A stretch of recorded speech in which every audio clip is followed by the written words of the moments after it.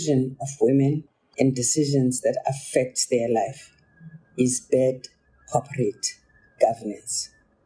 It should not be allowed.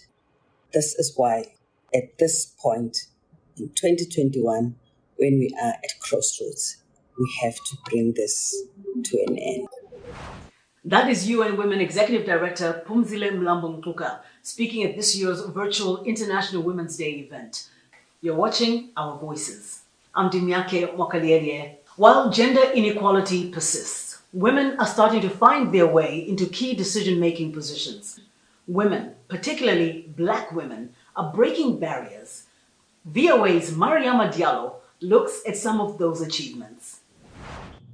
It's been a history-making year for Black women. Tanzania's Vice President Samia Suluhu Hassan became the country's first female president on March 19th, according to the Constitution, after the untimely death of its leader John Magufuli, whose second term was to end in 2025.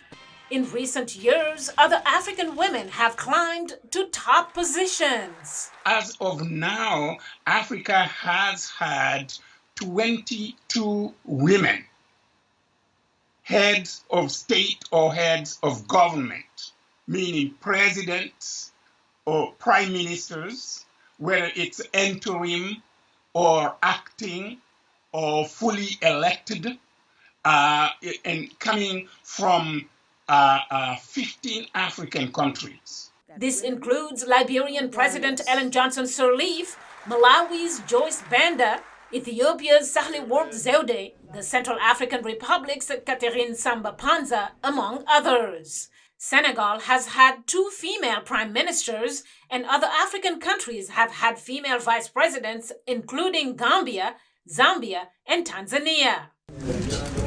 Also making history in 2021, economist and former Nigerian government minister Ngozi Okonjo-Iweala. On March 1st, she became the first woman and the first African to hold the position of Director General at the World Trade Organization. And earlier this year, another history-making moment in the United States. I, Kamala Davy Harris, do solemnly swear. In January, Vice President Kamala Harris became the first African-American and first woman to hold the second highest office in the U.S. She attended Howard University in Washington, where Mohamed Saliu Camara leads the African Studies Department. You know, she ran for president with a good stage of candidates, and she earned her own rights and respect to be picked as the running mate of the Democratic nominee. Harris is the daughter of an Indian mother and Jamaican father. But Camara says challenges remain as some countries appoint women to top positions that come with some influence, but no real power. Mariama Diallo, VOA News, Washington. Oulimata Sarr is the UN Women Regional Director for Central and West Africa. She says key to the fight for equality for women are respect for their rights, representation, and adequate resources. Sarr also stresses the importance of the support from men who could help push the needle even further for women. The COVID-19 has shown to the world the issues of women, the gender gap, the risk that we are taking. I like to remind everybody that 70% of the people in the health sector are women, meaning that women are actually at the front line of the fight against the COVID. The second thing I like to remind everybody is that today the women are bearing the brunt of the economic downturn. A lot of people now understand why our advocacy and our policy work in ending violence against women is so critical. Because I think there's a common understanding and a fact now that violence against women is real. And I think the Secretary General of the United Nations made a very strong plea, about silencing the guns, he called it, during this period, and also ending what we call the shadow pandemic. Because as we're looking at the sanitary issues, there are some underlying critical issues for women that are not being addressed. How would you describe the role that the UN is playing? The majority of women are the frontline fighters of this disease, yet sometimes the least equipped and sometimes not even really involved in some of the conversations around how to better fight this pandemic. We are still having the conversation about rights, representation, and resources. We call it the 3 R's. We need to address the issues of rights, so women's rights, sexual rights, land rights. We need to address our issue of representation.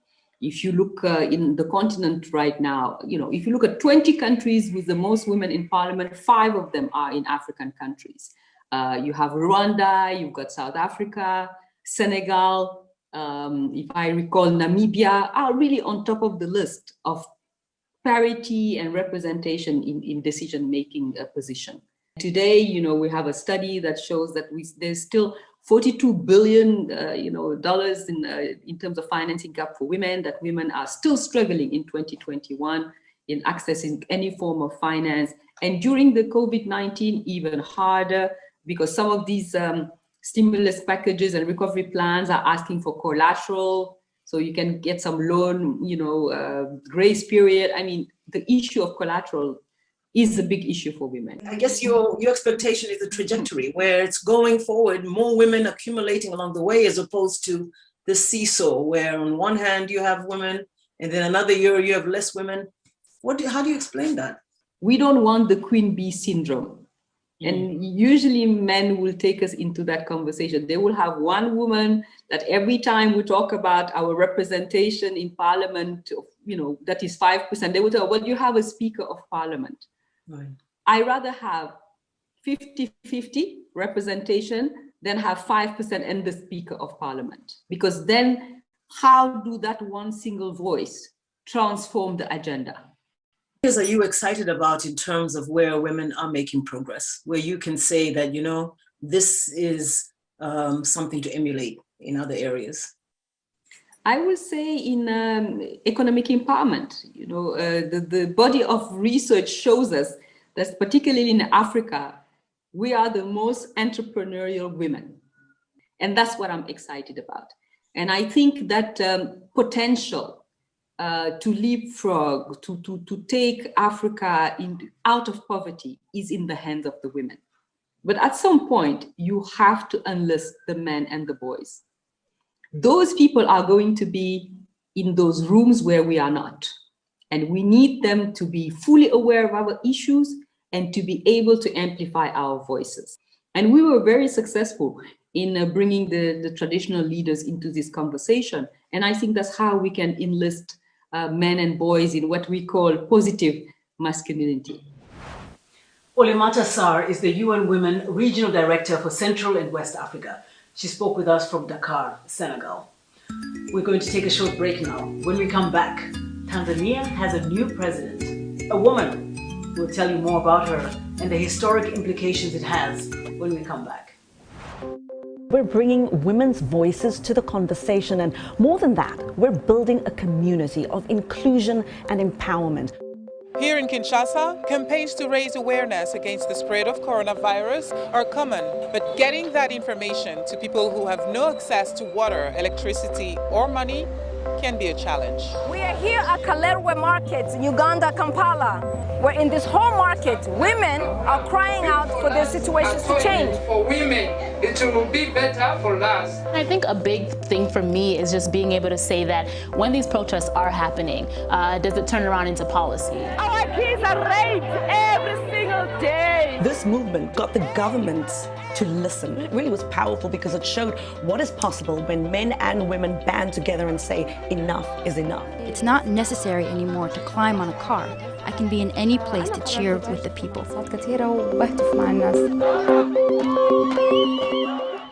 Welcome back. You're watching Our Voices. Tanzanians are still mourning the death of President John Pombe Magufuli. But as they mourn, they are also celebrating the inauguration of a new president, a woman, the first in the country's 60 years of independence. The swearing in of Samia Suluhu Hassan makes her Africa's only current female national leader. Under the constitution, Hassan will serve the remainder of Magufuli's second 5-year term, which does not expire until 2025. First elected as Magufuli's running mate in 2015, the pair was re-elected in October of last year in a disputed poll, with opposition leaders and observers claiming the election was marred by irregularities. A former office clerk and development worker, Hassan began her political career in 2000 in her native Zanzibar, a semi-autonomous archipelago, before being elected to the National Assembly on mainland Tanzania and assigned a senior ministry. The 61-year-old is affectionately known by Tanzanians as Mama Samia, to reflect the high esteem in which she is held, rather than her gender role. A Dar es Salaam columnist and blogger says this is big for Tanzania. We sense her gravitas, we appreciate her intellect, we look forward to her calm and competent approach to politics. This is really big. Many, however, are curious to know what she will do for women. Analyst and director of Karibu Tanzania organization, Majid Mjengwa, believes she will not disappoint her fellow women, though she may be challenged by lack of adequate resources. There's a hope now that we have at last a woman in the State House. She can even continue, but the expectations are quite high, and I could put them in 2 levels. The first level is the policy one, and the second is more of the social.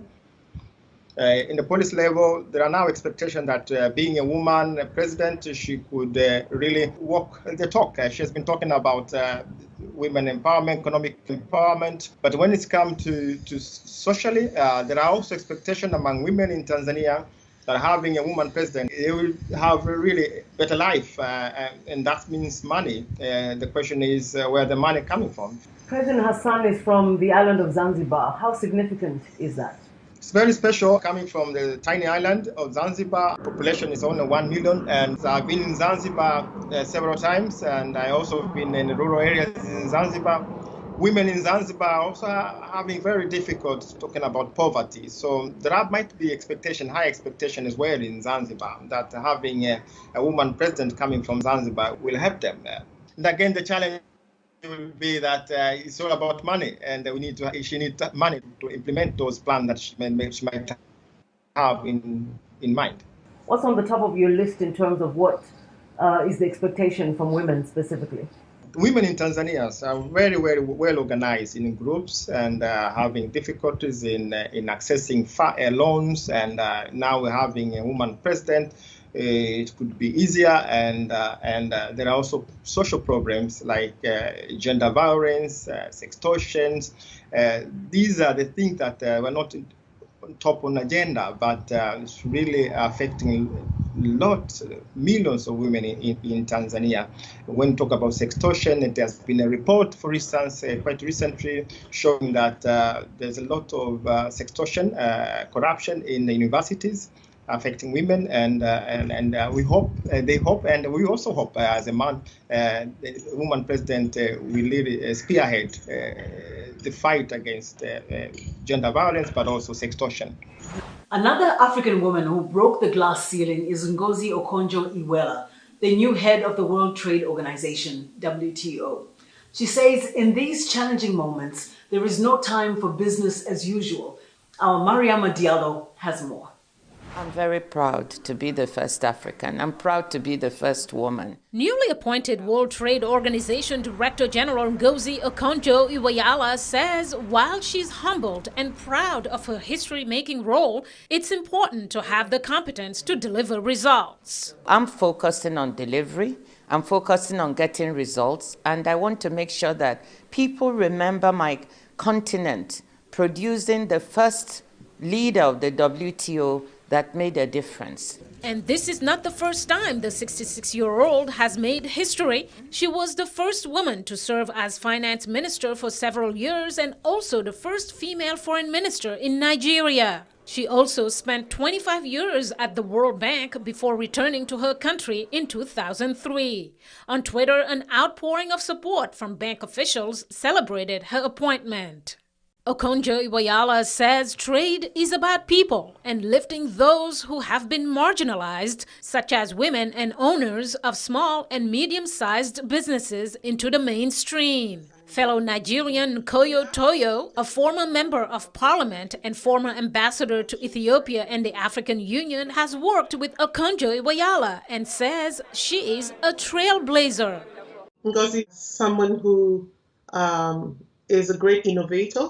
Ngozi, it's more about what can I do differently and what change can I bring to a very difficult situation. Toyo says she will bring a fresh perspective to issues such as international trade talks in the face of persistent U.S.-China conflict. I think the unique position Ngozi finds herself in is trying to ask the question, what about the rest of the world? And that gives her the space. She will have to quickly address the devastating impact of the coronavirus pandemic, where she says the WTO can do a lot. So a very top priority for me would be to make sure that we come to some solutions as to how the WTO can help make vaccines, therapeutics, and diagnostics accessible in an equitable and affordable fashion to all countries, particularly to poor countries, because right now we are lacking equitable access. The appointment, which takes effect March 1st, came after U.S. President Joe Biden endorsed her candidacy,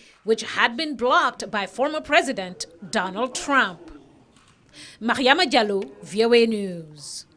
Howard University Associate Professor of Political Science, Dr. Japa Dawuni, recalls a time when women were powerful, particularly pre-colonial times, when they occupied high-level positions, including in the army. Professor Dawuni says she wants to see women reclaiming that power. I personally like to look at my feminism from a perspective of what are the positive stories we can tell and we can highlight. I go back always to the African systems of feminism, of women's organizing and women's leadership. Traditional roles that have been played by women, leadership roles, pre-colonization, these roles were upset or changed during colonization. And after colonization to this period, we're trying to go back somehow to some of these leadership roles. Right. So if you look at the fact that within African countries, pre-colonial, women were military leaders. They fought in wars. Yes. The political, the social, the economic, the religious spaces that women occupied are things that I see as what we are seeing with these different developments happening. So yes, within the United States, we have had the election of Kamala Harris, who is an alumna of Howard University. And so it is a great achievement for Black women, for women of color, for women of Southeast Asian origin, and for women everywhere. We just don't want to see that one woman at the top. We want to see an institutional cultural change so other women in these spaces can feel comfortable and contribute their best. At UN Women, the director is from South Africa. We also have the undersecretary from Nigeria. And many other spaces where women are occupying leadership positions. So these show that there's progress being made, but there's still a lot to be done. We've had also women leaders on the continent, and we've had also an organizational level, Dr. Nkosazana Dlamini-Zuma heading the African Union Commission. What was the advantage of having the women in those kind of powerful platforms? I study women in courts, the National Court of Justice. Yes. We have for the first time an African woman, Judge Julia Sebutinde from Uganda. African women are making progress and getting into these leadership positions. But you're right. The question becomes, what has the trickle-down effect been? A quote that was given by Judge Julia Sebutinde, that often we don't ask the question of what have the men done all these years when they've been in these positions of leadership. But when the woman comes, we ask, what did she do for the women? The question should be, how are institutions going to change the norms that have been built around men, manhood, and patriarchy, so that other women within those institutions, but most importantly, that woman at the top doesn't remain a symbol only, but that the policies would be open to create a change we want to see at the lower levels. In a nutshell, just to wrap up this conversation, what would you want to see happen that you feel would make it the era for the women? That women would own their place. I like to use the word women's enhancement, right? So I'm owning this to be quoted on that, because that tells us and that tells a woman or women that you already have the power.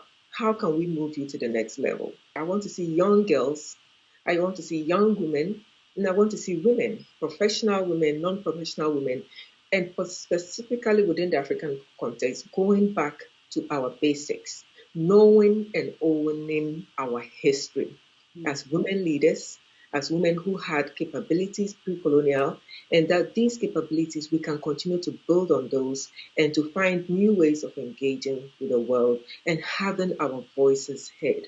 So what do I want to see? That as the UN Women has put forth generation equality, that we all will be part of the fight towards equality, because equality means equal opportunities, equal outcomes, and equal benefits for all.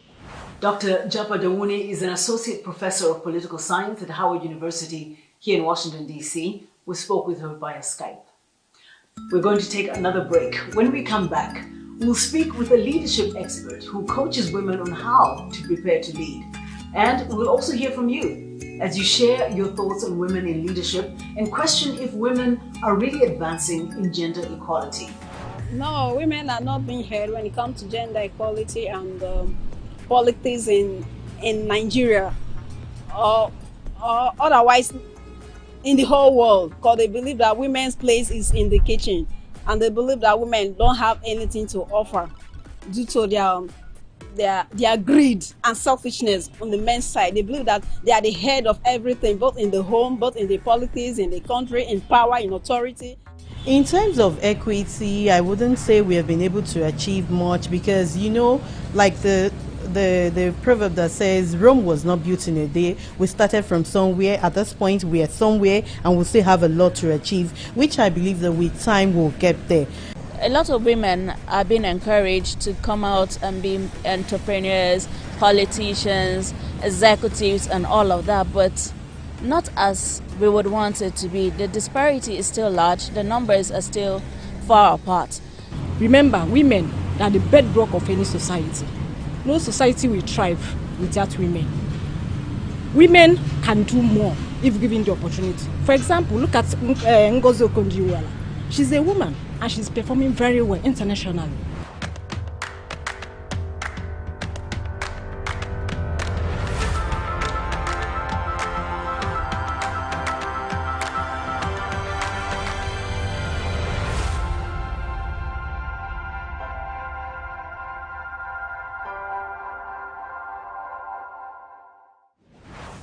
We are back and you're watching Our Voices. Do you think you have what it takes to be a leader? Mindset and career growth coach Lindsay Machona Mainzanise says every woman does, but they just need to tap into their sense of purpose and network with other women to grow.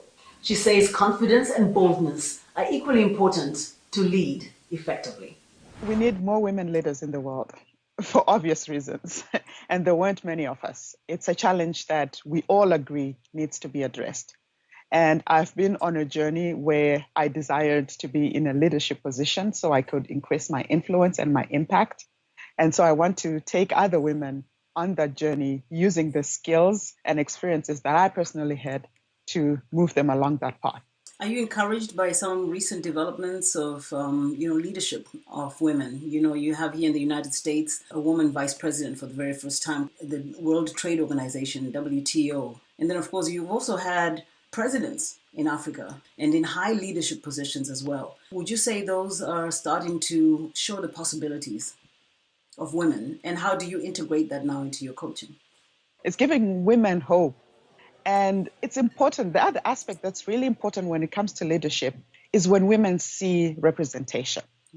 When they see somebody like them occupying the spaces that they themselves desire to occupy, it inspires them and it shows them what is possible. Several reasons why women fear leadership or even stepping up when it comes down to leading and being in control or being in a position of power. Can you explain a little bit more about that? First and foremost, it's difficult for somebody to fully step out as themselves when they don't understand their purpose.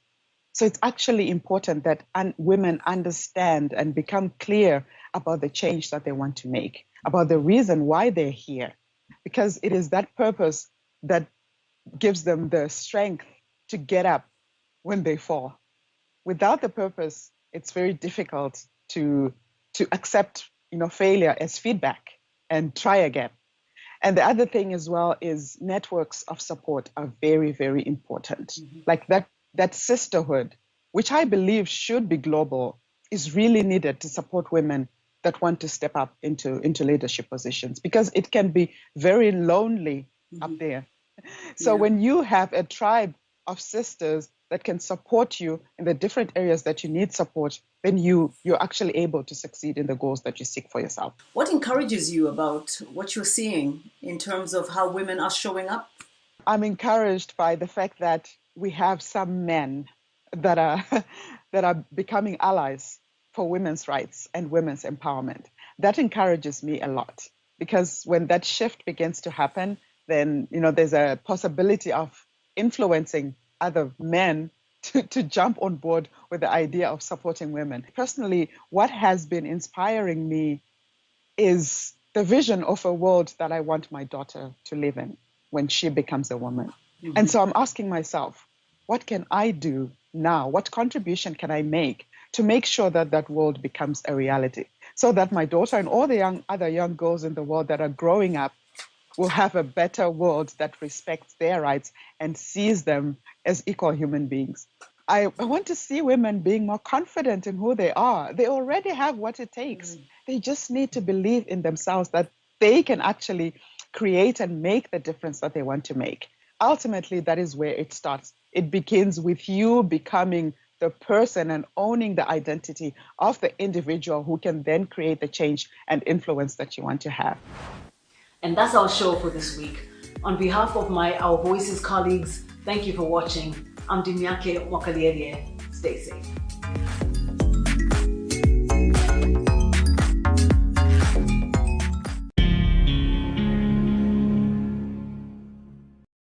Msongwa Tradition Clinic, kituo cha tiba asili, kinapatikana Moshi mkoani Kilimanjaro, maeneo ya Kibosho Road, na jijini Dar es Salaam tunapatikana Kimara Mwisho, nyuma ya mahakama ya mwanzo almaarufu kwa Mwalu. Na wakazi wa kanda Ziwa watapata huduma yetu Maswa, maeneo ya Mnadani B almaarufu kwa Mama Alphonse. Wanatibu bawasili, yani maumivu makali wakati wa kujisaidia, baridi yabisi, kisukari. Tunatibu kongosho, lifanye kazi, kuondoa miguu kuwaka moto, vichomi ganzi, UTI na fungus, PID, chango, mshipa wa ngiri, vidonda vya tumbo, asthma, pressure, pia wanaosumbuliwa na saratani ya koo na kadhalika. Fika kwenye kituo chetu, hutohangaika. Unaweza kuwasiliana nasi kupitia simu namba 0752 62 92 52 na Instagram account yetu inafahamika kwa jina la Nsongo Traditional. Unaweza kupata habari mbalimbali juu ya kituo chetu kupitia YouTube channel yetu ya Nsongo Traditional Clinic. Nyote mnakaribishwa. Ili kuwa mwanafamilia bora wa Global TV, usisahau kusubscribe, like, kushare na kucomment. Baada ya kusubscribe, bonyeza alama ya kengele ili kupata taarifa kwa kila video inayopanda Global TV Online.